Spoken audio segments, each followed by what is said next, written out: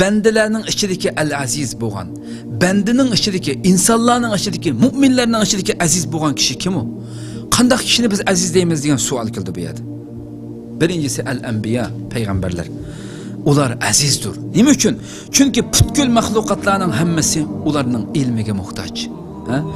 Payg'ambar azizdir chunki Rabbimiz Allah subhanahu va taala ularga o'zining sirini, ularga o'zining vahiyisini, ularga o'zining ilmini shu payg'ambarlarga soldi. Shu payg'ambarlarga ato qildi, payg'ambarlarga berdi. U payg'ambarlar Allah subhanahu va taolaga ekildigan ishimiz bizniki, bandalarniki. İnsanlarning ishigi Allah tarafga bo'lgan ishigidir. Fal anbiya'u a'izza. Payg'ambarlar azizdir. Ulug'dur payg'ambarlar. Chunki Allah subhanahu va taala o'zining rahmatlari, o'zining rahmati, o'zining fazli ikromi, ihsonining ishlarini ana shu payg'ambarlarda qildi.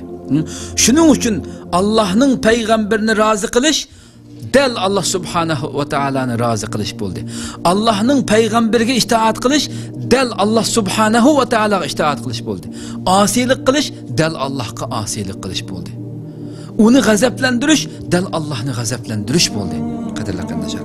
Shuning uchun bu narsalarni, bu nuqtalarni tushunishimiz kerak. Al-Maliku aziz, insonlarning masalan bir noyat bir adil podshoh, adil mu'minlarning ustidagi birisini bu azizdir deb. Lekin bu yerda shunday bir nuqtani tushunishimiz kerakki, mayli podshoh bo'lsin, mayli insonlarning uchun ma'lum bir mavqe, ma'lum bir kuch egasi bo'lsin, mu'min shunday bir zatki, mu'min shunday bir shaxsiyatki, shunday bir kishiki, insonlarning qancha uningga hojati tushsa, u shuncha kamtarlashib ketadi. Shularning hojatini ado qilish bilan birga, shularning hojatidan chiqish bilan birga cho'ngchi bo'la olmaydi, yo'g'onchi bo'la olmaydi. U shuncha kamtar bo'ldi, shuncha tuvan his qildi o'zini. Buning bilan aziz bo'ldi mu'min dedi. Buning bilan aziz bo'ldi mu'minlarning ustidagi podshoh bo'lsin, mayli kim bo'lsa bo'lsin.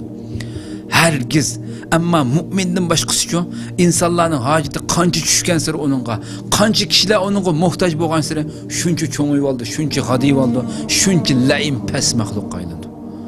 Shuncha la'natlik maxluqqa aylandi. O'ylab boqaylik qadrli qardoshlar. Shuning uchun qadrli qardoshlar, Imom Al-Hasan al-Basri shunday so'radi. Bima nilta hazal maqam? Hasan al-Basri, sen bu maqamga nima bilan yetding ey Hasan al-Basri? Ya imom deb shunday so'ralgan ekan. Javob beribdiki, ikki narsa bilan dedi. Bistigna'i an dunyan nas va hajatihim ila ilmi dedi.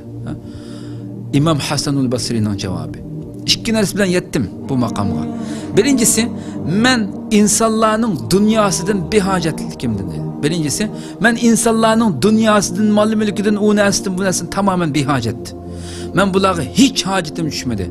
Hacitim bo'lmaganligidan, bulardan behojat bo'lganligimdan va ularning mening ilmimga ehtiyojlik, muhtoj bo'lganligidan bu maqomga yetdim degan ekan. Shuning uchun bir inson tamaxur bo'lgan inson asla aziz bo'lolmaydi.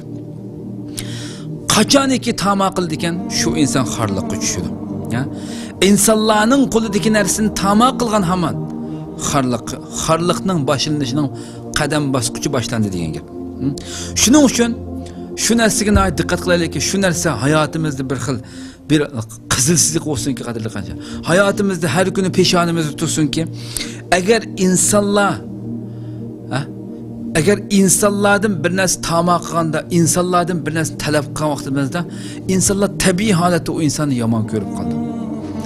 Yomon ko'rishga boshlaydi, qechishga boshlaydi insonlar. Amma Rabbul İzzeti subhanahu va taala bo'lsa, izzat egisi bo'lgan Rabbimiz al-Aziz bo'lgan Rabbimiz bo'lsa-chu, iza tama'ta fima indahu ahabbak. Ya Allah, o'ylab boqaylik. Agar sen ey banda, sen shu Rabbingning dargohidagini tama qilsang, shu Rabbingdan tama qilsang, Allah seni yaxshi ko'rib qoldi ey banda, o'ylab boq. Sen Rabbingdan tama qilsang, seni yaxshi ko'rib qoldi. Ammo sen bandalardan tama qilsang, shu bandasini yomon ko'rib qoldi. Ma nuqtani biz peshonanga qo'yib o'tgan inson edi. Qo'yib o'tishimiz kerak yuragimizga, qadrli qardoshlar. Men insonlardan tama qilsam, insonlar meni yomon ko'rib qoldi. Rabbimdan tama qilsam, Rabbim meni yaxshi ko'rib qoldi deganni bilishimiz kerak, qadrli qardoshlar. O'ylab boqaylik. Shuning uchun la tas'alanna bani adam hajatan wasalillazi abwabuhu la tughlaqu dedi. asla ve asla Bani Adem'den, Adem oğludan bir hacetini sorumağın, işikleri asla taqalmaydigan